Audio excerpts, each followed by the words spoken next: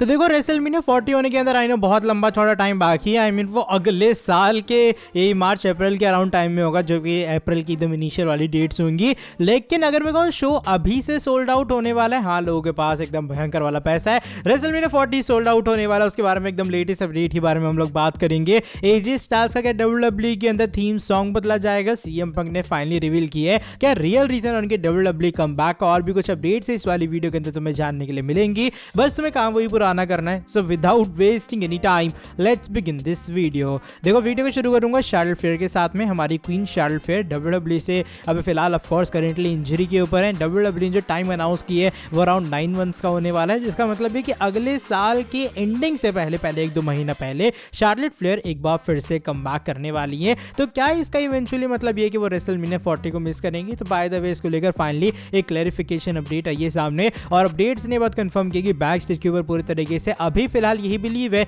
कि Charlotte Flair WrestleMania 40 को भी मिस करेंगी। वो WWE के अंदर उस वाले शो के ऊपर compete नहीं करने वाली है, यानी कि अगले साल का रेसलमेनिया फाइनली वो कहते हैं ना एक लंबे टाइम बाद रेसलमेनिया होगा जहां पर हमारी क्वीन नहीं होंगी। वरना मुझे जहां तक याद है लास्ट 3 रेसलमेनिया के अंदर लगातार शार्लेट फ्लेयर ने अच्छे मैचेस हमें प्रोवाइड किए हैं। लेकिन अनफॉर्चुनेटली यही कुछ अपडेट है जो कि फिलहाल मैं तुम लोग को दे सकता हूँ शार्लेट फ्लेयर को लेकर। लेकिन अब चलो बढ़ते हैं इसकी बात वाली अपडेट की तरफ। Best in the world CM Punk के बारे में जुड़ी है। सीएम पंक को लेकर बहुत सारी बातें हो रही थी लगातार कि भाई सीएम पंक WWE के अंदर आए हैं। ऑफ कोर्स उनकी रिटर्न एक बहुत बड़ी रिटर्न थी रीसेंट टाइम की, लेकिन फाइनली सीएम पंक ने बात रिवील कर डाली कि इंस्टाग्राम लाइव के थ्रू, जो कि वो एलीट कॉमिक वालों के साथ करते हैं, कि भाई एक्चुअल में क्या रीजन है उनकी WWE के अंदर वापस आने का, और क्यों वो एक बार फिर से इस कंपनी के अंदर आने का डिसाइड किए, ये सारी कॉन्ट्रोवर्सीज वगैरह के बाद भी। तो कहते देखो ये मेरे बारे में नहीं था, ये हम सभी के बारे में था, ये उन लोगों के बारे में था जो कि मेरे पीछे थे बहुत सालों से। पिछले 10 सालों से ये लोग मेरा नाम नहीं भूले, पिछले 10 सालों से ये लोग मुझे नहीं भूले,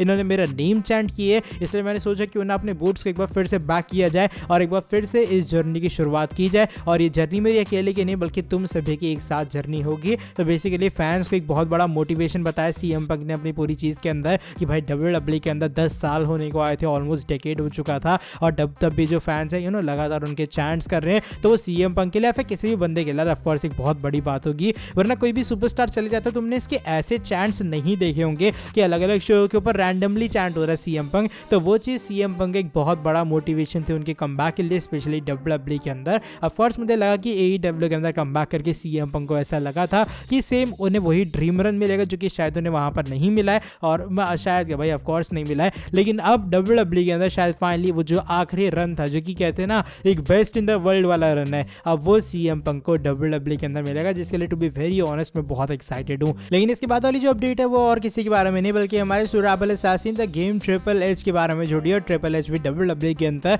लग रहा है भयंकर वाली बुकिंग कर रहे हैं। जो ट्रिपल एच है उनके कारण AEW एक अच्छे खासे मार्जिन से बीट हो रही है। मैं बीट ऐसे लेके आ रहा हूँ बिकॉज रिसेंट टाइम में कुछ स्टैट्स आए सामने इस पूरे हफ्ते के, जो कि WWE ने अपने रॉ स्मैकडाउन की शो की है, एंड जो AEW वालों ने अपनी तरफ से शो किए थे उन सभी की रिपोर्ट आई है सामने कि कहां पर कितनी ज्यादा टिकट सेलिंग हुई है। तो एज ऑफ राइट नाउ जो रिपोर्ट आई है सामने उसके अकॉर्डिंग WWE ने एक बहुत क्लियर मार्जिन से डिस्ट्रॉय किया AEW कंपनी को मंडे नाइट रॉ और स्मैकडाउन से। देखो जो टॉप शो रहा है अभी फिलहाल वो रहा है अपना मंडे नाइट रॉ, क्योंकि मंडे नाइट रॉ जो है अपना वो एकदम कहते हैं ना भयंकर वाला शो था ऑफ कोर्स, क्योंकि सीएम पंक वगैरह वाली चीजें थी। लेकिन स्मैकडाउन के अंदर रोमन आ रहे थे, लेकिन रोमन सेकंड नंबर पे गए हैं टिकट सेलिंग के मामले में, जो कि हल्का सा सरप्राइज ऑफ कोर्स है बिकॉज स्मैकडाउन वरना यूजुअली रैंक करता है। मंडे नाइट रॉ के जो यहाँ पर व्यूवरशिप है, व्यूवरशिप कह लो या फिर टिकट सेलिंग कह लो, वो 9552 के अराउंड है, यानी कि 9552 समझ लो तुम एक अच्छा खासा नंबर होता है इतना क्राउड हो किसी शो के ऊपर। और अभी मैं वीकली शो की बात कर रहा हूँ। On the other and AEW dynamite का जब शो हुआ है वहां पर सिर्फ 3660 के अराउंड जो टिकट्स हैं वो AEW बेच पाई है, जो कि ऑफ कोर्स मेरे हिसाब से बहुत कम टिकट्स हैं। बात करूं अगर मैं स्मैकडाउन के एपिसोड की, स्मैकडाउन ने डिस्पाइट इसके सेकंड नंबर के ऊपर है 6240 टिकट्स उन्होंने बेची हैं। वहीं AEW जो कोलिजन है उसने सिर्फ और सिर्फ 2736 टिकट सोल्ड आउट की हैं, जो कि मुझे लगा वो एक बहुत ज्यादा डाउन वाली चीज है यार। ऑफ कोर्स बिकॉज AEW एकदम डाउन रैंक पे है ना। तुम लोग कहोगे भाई AEW बहुत एक भयंकर वाली कंपनी नहीं है, वो एकदम लेटेस्ट कंपनी है, नई कंपनी है, जो भी चीजें WWE बहुत पुरानी है, उनके पास बड़े सुपरस्टार है। देखो जितनी भी चीजें कह लो, लेकिन AEW के हमारे जो प्रेसिडेंट हैं टोनी खान, उन्होंने खुद 10 बार कहा है कि भाई देखो हम तो कम्पीट कर रहे हैं WWE के साथ में, जो कि एक्चुअल में नहीं हो पा रहा। बहुत सारे लोग मुझे AEW हेटर कहते हैं, जो कि शायद मैं हूँ भी, लेकिन यही कुछ चीजें जो कि फिलहाल मैं तुम लोग को बता सकता हूँ। बेसिकली अगर अच्छे मैचेस हो रहे हैं तो जहां मर्जी हो, जहां अच्छी स्टोरी लाइन्स होगी वो श्योरली फैंस देखने वाले हैं। अगर डब्ल्यूडब्ल्यू ने ज़्यादा एंटरटेन कर रही है, आई डोंट थिंक सो कोई सेकेंडरी ऑप्शन के पास बिल्कुल भी जाने वाला है। और कुछ इस तरीके से डब्ल्यूडब्ल्यू ने डिस्ट्रॉय करके रख दिया है AEW कंपनी को इस हफ्ते। अगली जो अपडेट है वो इस बार जुड़ी है फिनोमिनल वन AJ स्टाइल्स के बारे में। AJ स्टाइल्स का डब्ल्यूडब्ल्यू के अंदर एक बार फिर से कमबैक हुआ है, लेकिन इस बार जो फैंस है वो डिमांड कर रहे हैं एक चेंज की। मैंने कल रात वाली वीडियो के अंदर बताया था ना कि लोन वुल्फ जो कि एक्चुअल में TNA या फिर इम्पैक्ट कह लो वो वाला गिमिक था AJ स्टाइल्स का। फैंस चाह रहे हैं कि शायद वो अब वापस आ जाए डब्ल्यूडब्ल्यू में, बिकॉज वही ब्लैक जीन्स जो कि वो पहनते थे वहां पे, वैसे कुछ सिमिलर जो स्टांस है वो देखने के लिए मिला AJ स्टाइल्स को। ऊपर से अब वही हील सुपरस्टार भी है। अब हुआ क्या, फैंस रिसेंट टाइम में डिमांड कर रहे हैं नो वन, जो कि थीम था एक्चुअल में उनका पूरे अपने कहते हैं ना इंडिपेंडेंट रन के थ्रू में, जो कि उनका एक मोस्ट पॉपुलर हील थीम भी माना जाता है। तो वो वाला जो थीम है डब्ल्यूडब्ल्यू के अंदर पहले भी एक बार यूज हुआ है, जब ब्रे वाइट का प्रोमो था। ब्रे वाइट पूरी वाइट फैमिली जो 2016 का आई गेस फास्ट लेन था, वो फेस करने वाले थे बिग शो, केन एंड एक और उनके साथ में सुपरस्टार थे इन सभी का। तो इस वाले पूरी चीज के अंदर डब्ल्यूडब्ल्यू ने यूज किया था ये नो वन वाली चीज।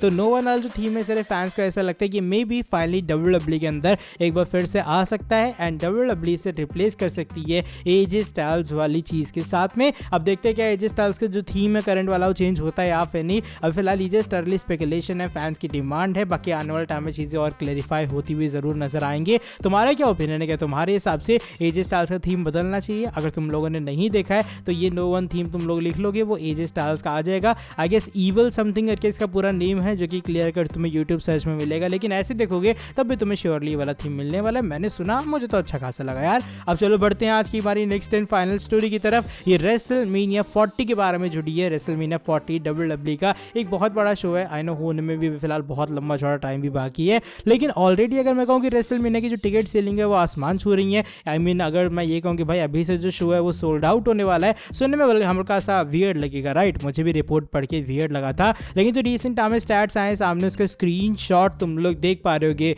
रेसलमेनिया के लिए डब्ल्यूडब्ल्यू ने जो टोटल टिकट्स अवेलेबल की थी नाइट 1 नाइट 2 के लिए वो 58,910 यानी कि 58.9 के अराउंड है, जिसमें से डब्ल्यूडब्ल्यू ने ऑलरेडी 57.1 की यानी कि 57,153 के अराउंड जो टिकट्स हैं वो सोल्ड आउट करने वाली है, जो कि बचती हैं सिर्फ 1757 टिकट्स यानी कि 1757 टिकट्स नाइट 1 के लिए। अब भाई ये टिकट्स बिकने में कितना टाइम लगेगा यार? मतलब आपने अभी से 57,000 टिकट्स बुक कर लिए, सो आई डोंट थिंक सो यहाँ पे कोई डब्ल्यूडब्ल्यू को दिक्कत होगी इस वाले शो को सोल्ड आउट करने के लिए। लेकिन अगर इतने महीने पहले सोल्ड आउट हो जाता ना, तो ये रेसलमेनिया 40 के हाइप को बता रहा है। बात करूँ नाइट 2 के बारे में, नाइट 2 पे भी सेम टिकट्स ही बिकी हैं ऑलमोस्ट, बस हल्की सी थोड़ी ज़्यादा है, बिकॉज जो नाइट 2 की टिकट्स हैं वो 57,207 के अराउंड की हैं, जो कि टोटल कैपेसिटी वहाँ की भी इतनी थी, और यहाँ पर 1703 जो टिकट्स हैं वो फिलहाल बाकी रह गई हैं। तो I don't think so WW को ये 1.7 की टिकट्स बेचने में भी ज़्यादा टाइम लगने वाला है। डब्ल्यूडब्ल्यू इसे भी बहुत ईजिली सोल्ड आउट कर लेगी, एंड मुझे सरप्राइज इसलिए लग रहा है बिकॉज बहुत लंबा टाइम है यार लिटरली अभी रेसलमेनिया के लिए, ऑलमोस्ट 3 मंथ्स कंप्लीट पड़े हुए हैं, एंड डब्ल्यूडब्ल्यू अगर इस लेवल पे सोल्ड आउट कर रही चीज़ों को तो मुझे लग रहा है उन्हें कार्ड भी डिलीवर करना पड़ेगा। इसको लेकर तुम्हारा क्या रिएक्शन है जब रेसलमेनिया 40 इतनी ज़्यादा जल्दी पहले सोल्ड आउट होने वाला है? अपना ओपिनियन तुम लोग शेयर करना कमेंट सेक्शन में। चलो by the way that is it for today video. अगर तुम्हें ये वाली वीडियो पसंद आई है, इस वाली वीडियो को तुम लोग नीचे लाइक करो, साथ में जो लोग चैनल के ऊपर नहीं हुए सब्सक्राइब नहीं किया सब्सक्राइब कर देना, चैनल को बेल नोटिफिकेशन को कर देना ऑन। अब मैं तुमसे मिलता हूँ आके नेक्स्ट वीडियो के अंदर बहुत ज़्यादा जल्दी। Till then bye bye, take care.